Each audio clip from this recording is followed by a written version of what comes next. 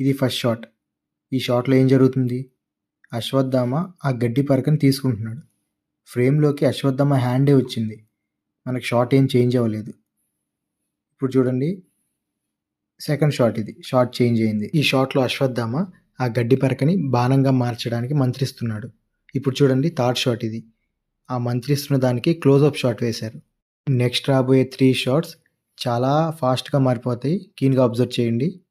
చూడండి, ఇది 4th shot, ఇది 5th షాట్, ఇది 6th షాట్. అరే ఇప్పుడే కదా వీడియో చూసాం, 6 షాట్స్ ఉన్నాయి కదా, ఇక్కడేంటి 4 షాట్స్ ప్లస్ 2 షాట్స్ ఎక్స్టెన్షన్ అని రాశాడు. అంటే ఏంటి అని అనుకుంటున్నారా? ఏం లేదండి. ఇప్పుడు మనకి కట్స్ 6 పడ్డాయండి. అంత మాత్రాన షార్ట్ 6 అని అర్థం కాదు.